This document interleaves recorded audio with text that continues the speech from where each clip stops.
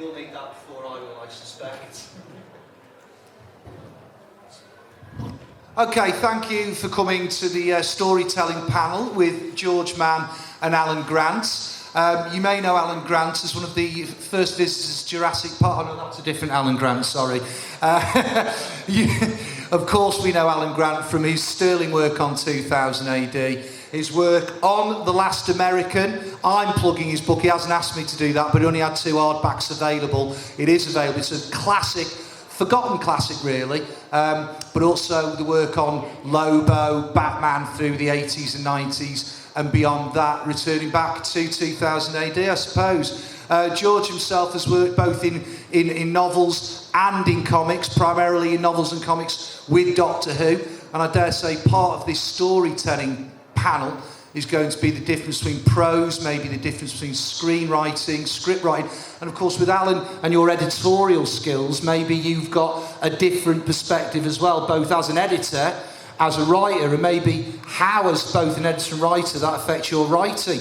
So I suppose, first thing to start off with, George, I'm going to start with you first. You started in prose, you've made the transition into comics with Doctor Who, and so I suppose the simplest question, and it might be a nice long answer I hope, the simplest question is, what's your process when it comes to writing prose to begin with?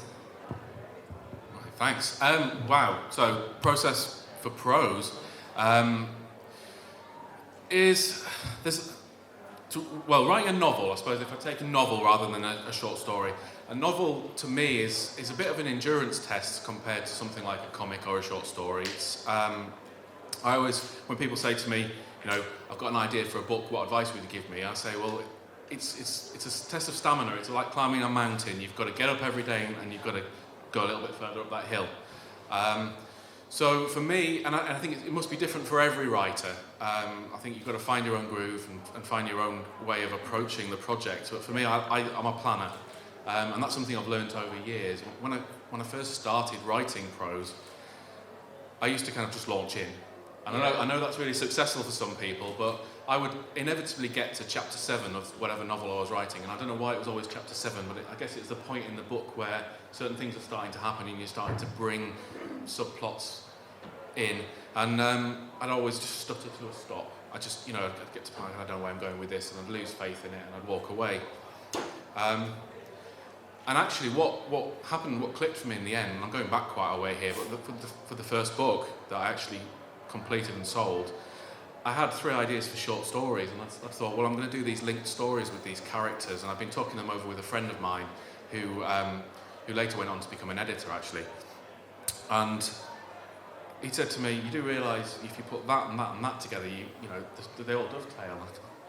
Actually, he's got something here. So I worked it out, and I sat and kind of did an overview of the full book over the 3 or 4 page document, and I had a full story. And at that point, I kind of thought, well, now I know where I've got to go. I've got a bit of a roadmap.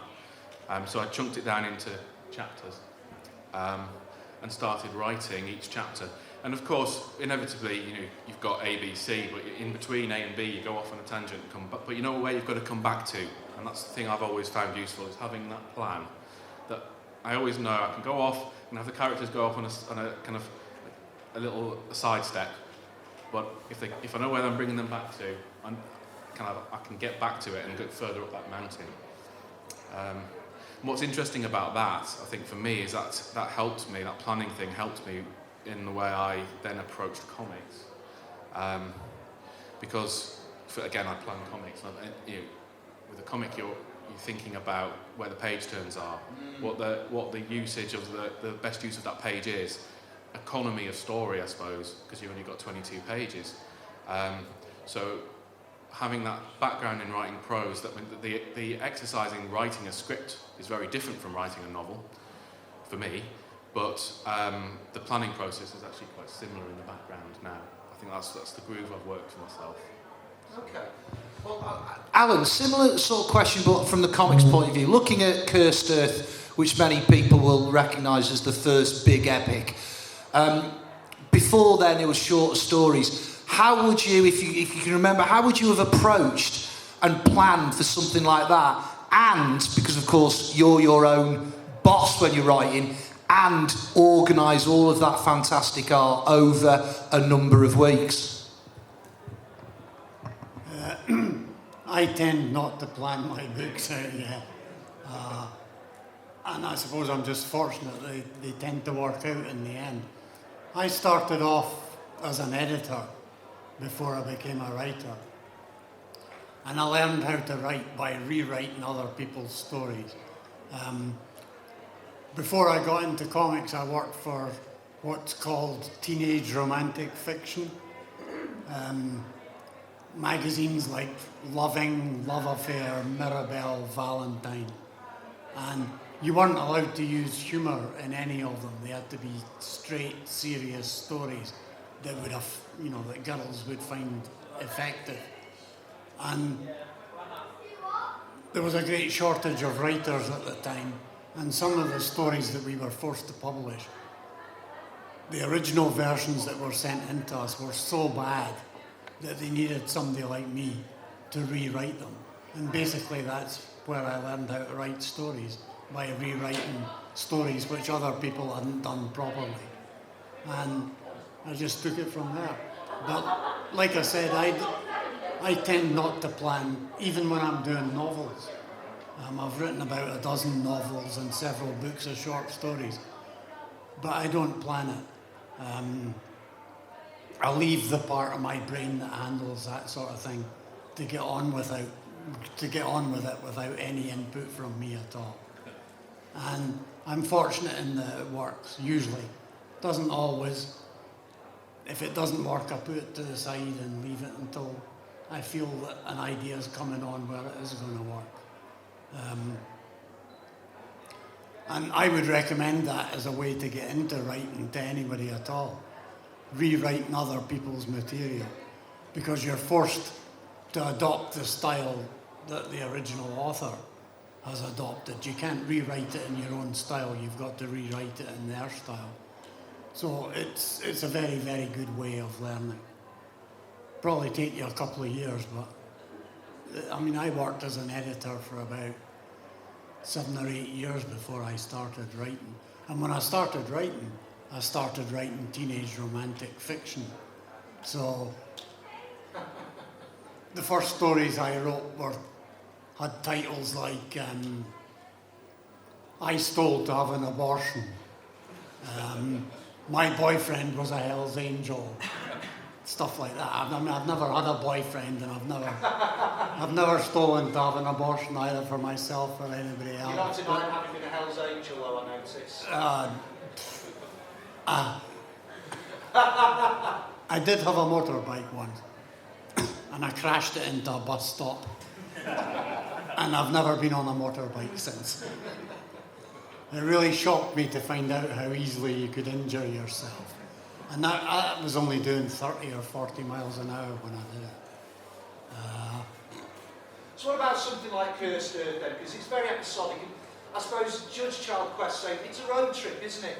Does that kind of, I don't want to call it structure, but that episodic, you can drop anything that happens in at any point. Does that is that a good reflection of this style of writing that you're talking about, which is you don't plan it, but you might come up with a good idea and go, oh, I know, let's parody the Jolly Green Giant this week. Yeah. When John Wagner and I were writing together, we never planned anything. We just sat down at the start of the working day and started shooting ideas at each other. And he would say, oh, that's a good one. Or I would say, oh, yeah, I like that. And when we got that original idea, we just took it from there. But we never planned anything at all. Even on epic stories like the Apocalypse War, stuff like that, where I think 22 parts or 25 parts, we never planned it. So, I suppose we were lucky that it did actually manage to, everything dovetailed with everything else. But it wasn't deliberate, it was just accidental. So from that point of view, my whole career has been accidental. Well, it's a very good accident. George, obviously you've done a bit of editing yourself on the Solaris books of science fiction. Is that something you came into after writing? And again, similar question to the one I've asked Alan. How maybe has that affected you as a writer going forward in prose and as we eke into comics as well? Interesting. I guess I probably started editing those books at about the same sort of time I was writing. But it's different from what Alan was doing in the sense that I wasn't rewriting really. They're anthologies essentially. I was doing short story anthologies, science fiction, fantasy, and some Sherlock Holmes ones as well. So I was contacting authors, asking them to pitch an idea for a story, and then they would inevitably write the story, and I would read it through and kind of go back to them with structural advice on the story. Sometimes, quite often I was lucky. I mean, I was working with lots of well-known science fiction writers who had a big career behind them, so they'd deliver a story and you just wouldn't touch it. They'd be intimidated. Well, perhaps a little bit sometimes, but actually, really, what you'd need to do is the copy edit, and that would be someone else because I don't have that eye for detail. But other times you get a story, particularly with the Sherlock Holmes ones, actually, where you kind of go, well, the logic of this isn't quite adding up here. I see what you're trying to do, but Holmes's deduction hasn't quite clicked here, or you haven't got enough red herrings, or the clue falls in the wrong place. So you kind of go back and say, have you thought about approaching it like this? And engaging that back and forth with the author and talking about story. And I guess it's a similar thing to what Alan was saying. You're looking at story structure, which is inevitably going to help you. Yeah. Because then when you come to structure your own story, you've seen both where it can go really well and where it's gone wrong as well. So for me, that's how that's worked. But I think also, editing those books showed me what I wasn't going to do, because the novels I was talking about, where I'd get to chapter 7 and stop. There's another part of that which was I was trying to write a big science fiction epic, because that's what I liked reading, and I was thinking, well, and it was also commercial. I was thinking I want to be a professional writer. I want to sell a book. Editors tell me they're looking for big science fiction novels, and I love reading them, so I'm going to write one. Of course, actually, when it got down to it, that wasn't the sort of thing that I naturally write. I have more of a kind of fantasy and twist to my writing rather than a kind of hard science fiction. So I think I was struggling there, and actually working with those authors on those short story collections, I was kind of saying, well, this isn't the sort of stuff that I can do. I can see the bones of it. I can help with the structure and talk to the authors about that, but I'm lazy. I don't want to do all the research into the hard science like the kind of end of it, and you have to get that right in that type of story. So I think that's the other thing it helped me do, was it helped me look at story structure, and it helped me think about what do I actually really want to write. Does that make sense? Yeah. I mean, this is a comic convention, so moving into the realm of comics. And I suppose the next few moments, and I want to explore, this writing for yourself and writing for recognisable characters, whether that's Batman or Dark Souls or Doctor Who even. And I'm sure, there are massive differences. But over the years, I've been at comic conventions listening to people like yourself, Alan, and people who've worked with 2000 AD in any way. What comes out of it, even to this day, is that they aren't hands-on. They allow you to breathe. They allow you to create. They're very supportive of the creative process in that way. I dare say it's very different for the American markets, whether it's DC or even the British Titan and the licensing. So let's look at that sort of the writing of 2000 AD. And I suppose what's similar to both working for DC, working for Titan, or working for 2000 AD. And you mentioned earlier this page turn, treating each page like real estate. What kind of tips, I suppose, for budding writers out there, or rather, what's your process? And is it really that important to hit a page turner at the end of every single page, as we're led to believe? No, I don't think it is important to do that. But as somebody who doesn't plan stories, I'm just lucky that they work out. Occasionally they don't. When they don't, I put them aside and come back to them at a later date. But generally speaking, they work out first time, and I'm quite happy with it. So my process of writing is, if I'm doing a Batman story, I write down every idea that I can think of, and then allow them to come together or not, as the case may be. And sometimes you end up with a list of 30 ideas, but only, say, 10 or 12 of them are going to go into the story. And it's just a question of finding out which ones are going to go in and which ones aren't. Is there more editorial influence than working for someone like DC? I have to say no, because my editor on Batman was Danyl. And Danyl was known as the Zen editor because he never tried to influence what you were writing. He allowed you to write it. And then when he read it, he would either say, "Oh, right, I like that, we'll do that." Or he would say, "I don't like that, can you do it again?" And I wrote Batman for, 10 or 12 years. And only once did Denny ask me to rewrite anything. And that was where the story where I introduced the character Anarchy. Yes. I originally had Anarchy killing off his villains. And then he called me up and said, "Look, if you really want to do it like that, okay, do it like that." He said, "But he'll come out as a much nicer guy if he doesn't kill them." He said, "That's what makes Batman different, he doesn't kill them." Yeah. And he said, "You'll probably find the same thing with Anarchy." So I went back and I rewrote that first issue. And that was the only rewriting that he ever asked me to do in whatever it was, 10, 12 years. And he must be right. I mean, the fact is, Anarchy is a character along with the ventriloquist and Victor Zsasz. So these are all people who are either fondly remembered or appear quite right. I mean, I was looking to read Batman the other day. Victor Zsasz is in there again. He looks a lot more scarred. But these are characters that are as big a part of Batman world as the Joker, I would argue, and things like that. And so, you were working at a real purple period time of Batman and sort of all of those big 90s shoulder pads and sort of Nightfall and things like that. I suppose, were you still able to wing it a bit in those 12 years you were writing Batman? Yes. But, well, for instance, Nightfall. I didn't enjoy working on Nightfall at all. Is that because it was too 90s a comic or? No, it was because there were too many writers involved in it. Right. And the DC way is like working for television or working in movies. They like to put a load of writers in a room and come up with ideas and then hit off each other. But I find that, whereas that works for me and John Wagner, I've never found anybody else in my 35-year career that I can do that with. And even though I liked the people that I was working with at DC, writers like Doug Mensch, and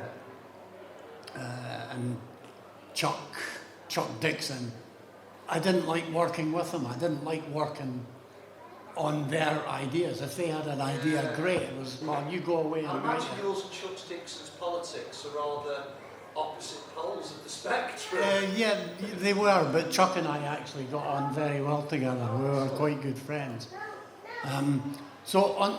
When it came to Nightfall, I asked if I could be left out of the process, and I said, "I'll just write 1 or 2 part stories, introducing characters or polishing off some bit or other." And then he said, "Yeah, whatever you want, that's what you want to do." Well, in retrospect, it proved to be a big mistake because it meant I didn't do any work on Bane. And Bane has earned more royalties for Doug and Chuck than anything else. And I know Chuck Dixon's about to bring out a 12-issue series of Bane again. Oh, so right. He's still hanging around, yeah. Yep. So, but, even in retrospect, I wouldn't have minded the money, but I was happier doing my own thing. Yeah.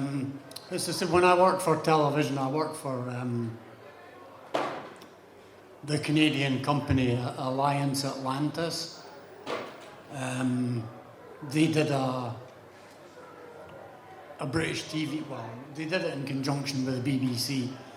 And it was thanks to the BBC that I got the job because they insisted on having a British writer on the team. And again, we were having meetings in Toronto or wherever it was. But you would have 8 writers at a meeting. And I just wanted to sit in a corner on my own. That's how I like working. I like going into a room, no windows, and just do it myself. I don't like anybody else to be involved. I get irritated with other people if they're there.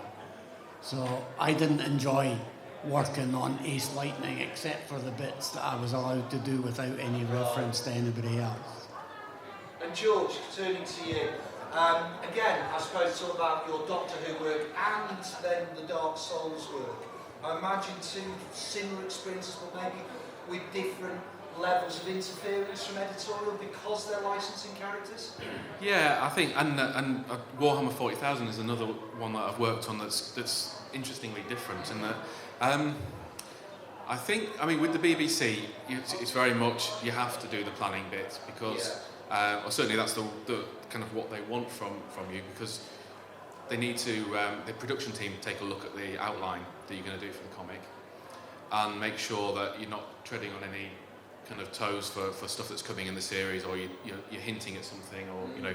So, for example, I recently had a outline shot down because it had puddles in it that you know, they were part of the monster was leaving puddles around, and I didn't know at the time, of course, but the new episode 1 of the new series had a puddle monster. Sorry for spoilers.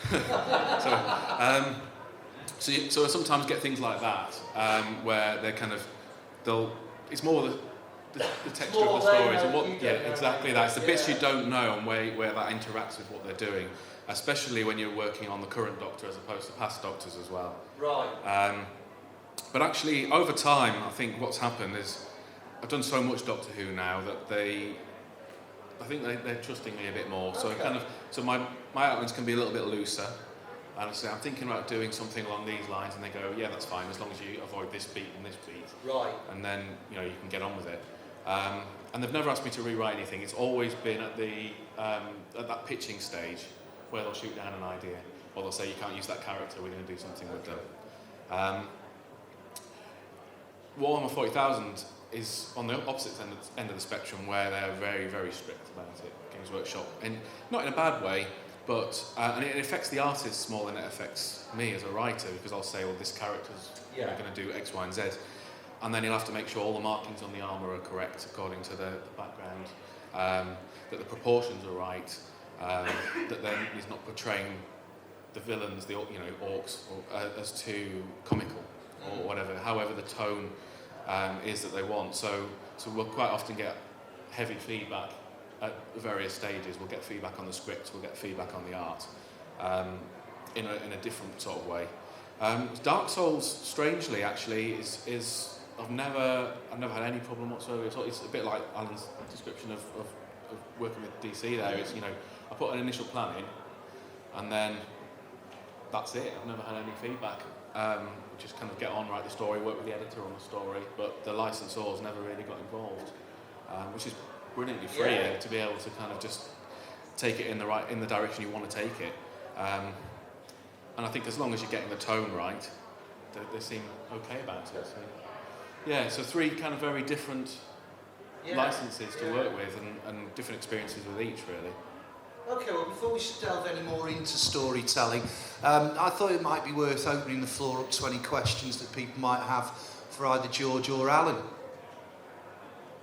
Yes? On Doctor Who, what's the easiest for you, to take one of the older Doctors that have been around a long time, or a current one where you've got an open book?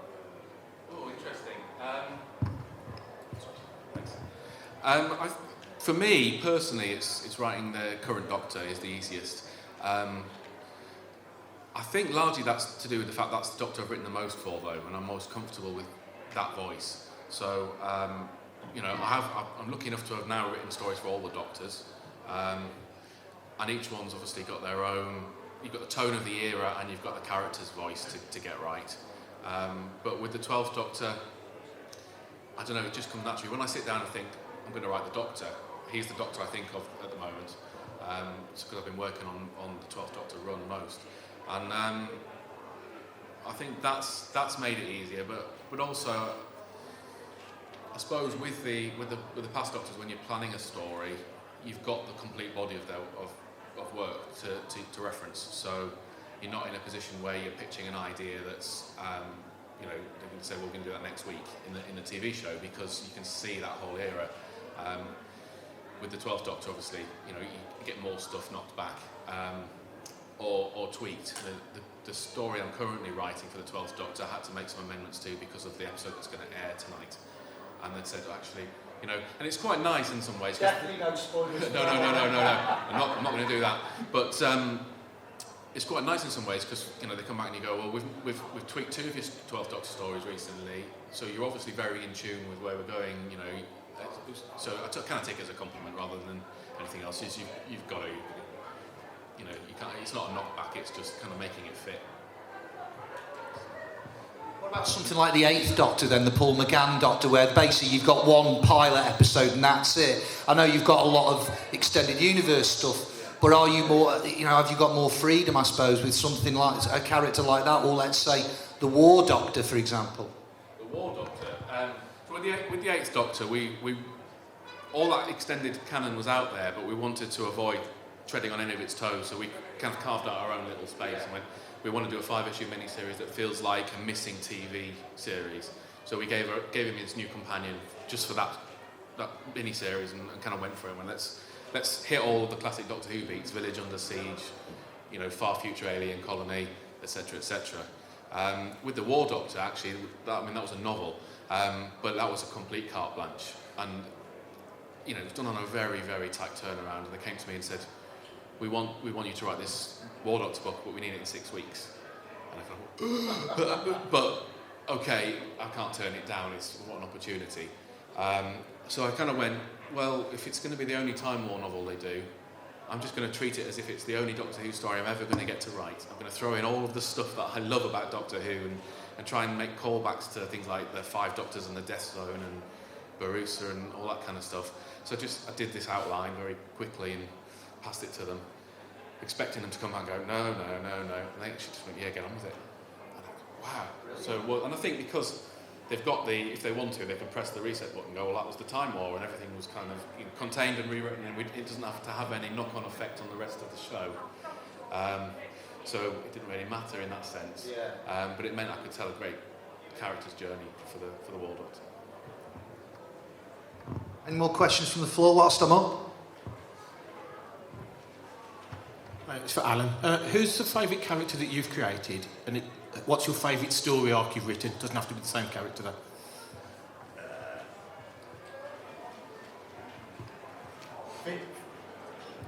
Favourite character that I've created? Well, I would have to say Anarchy because he's been so popular. But, I suppose it's quite an interesting story, so I'll tell you anyway. When I was younger, I was actually a member of the British Anarchist Association. And that's where I got the idea for using Anarchy as a character. So, after the first Anarchy series was printed by DC Comics, the Anarchist Association used to put out a monthly newspaper called Black Flag. Very organised for anarchists. Mm-hmm. Yeah. Well, and it said the front of the newspaper was given over to a crib of a shot that Norm Breyfogle had done of Anarchy. And then, instead of saying, this guy's trying to spread our ideals, we should get behind him, the headline was something along the lines of Anarchy, and this is with a CHY rather than a KY. Anarchy has been bastardized. Alan Grant is commercializing it. He's trying to turn our ideals into money. And that was the last thing which occurred to me, because I would have made the money writing anything, if I'd written, I don't know, Jeremy Corbyn Man or Theresa May Woman or whatever. The money had nothing to do with it. I really wanted to spread or to make anarchist ideals better known.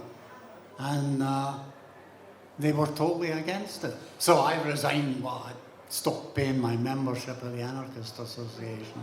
And I've never read Black Flag since, so I don't know if they went back on it and said, look, we're really sorry, which I very much doubt. I think when it came down to it, although they had worthwhile ideals of what anarchy should be, they saw themselves too much as a minority who had to fight against everybody else rather than try to persuade everybody else that your ideas were good ideas and worth considering. We still have a very good friend, a guy called Danyl. Nobody here will have heard of him, but he used to do an anarchist cartoon called Wildcat, and he's just sent us the collection of Wildcat stories. And I mean, it's 30 years since I've seen a Wildcat story, and I don't know whether to say pleasantly shocked or unpleasantly shocked. It wasn't quite as I remembered it. It needed more humour and less of the serious stuff in it. But there you go. And my favourite story with anarchy, you could pick any of them. I enjoyed all the anarchy stories that I wrote. Although I believe it was used in the computer game Arkham Asylum or Gotham Knights or something like that. They used anarchy in that. And I mean, I don't play computer games, but my grandson had bought the game and he showed me what it was like. And there was a little 30-minute segment given over to anarchy, but it was just Batman and anarchy. But you know, I thought it was pretty well done.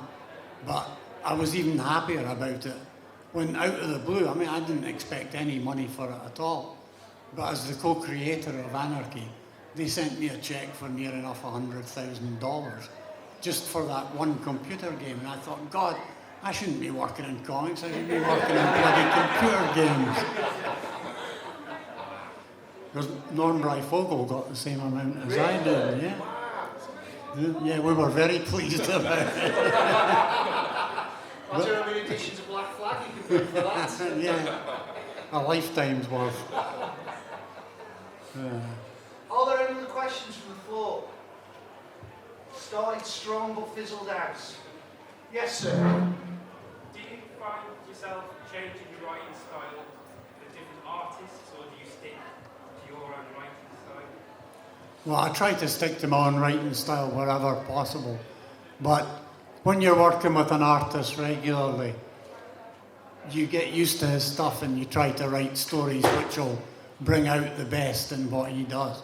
So, for instance, on Judge Anderson in 2000 AD, Arthur Ranson was my favourite artist. And I found myself doing stories which Arthur liked as well. So he wasn't just being asked to write a story. He wasn't being asked to draw a story. He was being asked to draw a story, the subject matter of which he liked. And my favourite artist on Batman was Norm Breyfogle. And I knew from very early on that if there were any holes in my story, Breyfogle's artwork was good enough to cover them up. I can't remember what your question was. What about someone like how you change your writing style? Of course, the one I think of immediately is Lobo, Simon Bisley. Was there any sort of compromise or change in your style because you knew that Bisley's artwork was larger than life, as was the character Lobo? Because whilst I believe you didn't create it, most people, I think, link you with the Lobo, who's thankfully returning to the DC universe, having getting rid of that bloody emo one. I've never seen that. No, you've not missed anything. Well, But someone like Lobo then went in the hands of Simon Bisley. Did you realise that you had to ramp it up in terms of humour, in terms of the sort of work that Bisley was producing? Yeah. Yes, it wouldn't have been very successful if I hadn't. Yeah, Simon Bisley's a force of nature. And it's amazing how popular Lobo was, actually. It was either last year or the year before, we were invited to Poland for a Lobo convention. And Bisley and I were the only two guests at it. Everyone dressed up as Lobo, I hope. Well, there were some dressed up as Lobo, yeah. We're real barbed wire wrapped around their arms as well, yeah. But it was great to think, all right, here's a character that we've done. And he's important enough to get his own convention. I mean, it was tagged on to a major convention. nonetheless. It was a miniature Lobo convention. I really enjoyed it. Lobo is huge in Poland. I asked them why, what is it you like? And they said, Polish people have got the same sense of humour as Scottish people, and that's why we like it. So that was okay by me. George, similar question to you actually. Do you find that you adapt your writing style to different artists? Yeah, I guess not so much the style as the approach, in the sense that once I've worked with an artist for a while and I've got a feel for what they like to draw, I'll put that into the script in the sense that, say, on Dark Souls, Alan likes to draw fight scenes. So, but he wants to choreograph them himself, really. So we kind of reached a point where I can now go in the script. This double-page spread, these next 2 pages are a fight scene where X, Y, and Z has to happen, and it has to end on this. And then he goes to town and does all the sweeping swords and stuff that he wants to do. And then I pick it up again with and quite often what he'll do is he'll then sketch the pages out, send it to me, and I'll look at do I need to add any sound effects, do I need to add any dialogue or narration across the pages. Whereas with other artists, like in Warhammer, I'll panel plan and write out the kind of the choreographed fight scene because that's what the artist wants me from that. I much prefer the route of here you go, here's a fight scene, surprise me, because then I get a nice surprise back as well. So there's things like that and different textures. Again, on Doctor Who, I've worked with a number of different artists. Mariana Laklaustra loves to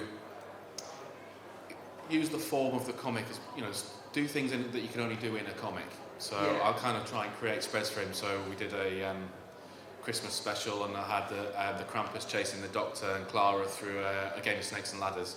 So we'd do the layout, and you could actually play the game if on the spread or whatever, and you have the little Doctor sliding down the snakes and things, and try and put things in like that, which you wouldn't get in a TV episode or a novel. So it's trying to make it something that's specifically a Doctor Who comic.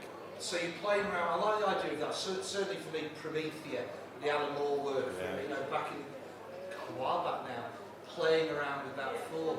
Now, I mentioned Alan Moore on purpose because, according to Pat Mills, it was you that discovered both Alan Moore and a certain Mr. Morrison dusting off some scripts. Is there any truth in that scurrilous rumour? Yeah, I didn't discover them. I mean, they were there before I came along. Maybe you championed them then, shall we say? Well, both Alan Moore and Grant Morrison had been submitting scripts to 2000 AD, which the editor had been rejecting. I mean, I hadn't seen, I was the assistant editor at that time, and I hadn't been shown any of the scripts. But one day, Steve McManus, who was the editor, said, look, this guy keeps sending stuff in, and I keep rejecting it. Can you tell me what's wrong with it? And which I thought was a very odd request. If he's rejecting something, he should know what's wrong with it. So I read it. This was actually Alan Moore's very first Future Shock. And I said to Steve after I'd read it, the only thing that's wrong with it is there's too many words in it, which is... You never learned that lesson. And Steve said, well, look, could you handle this for me? So I wrote back to Alan Moore and said, look, if you cut 30 to 40% of the words out of it, we'll buy the script quite happily. And he did.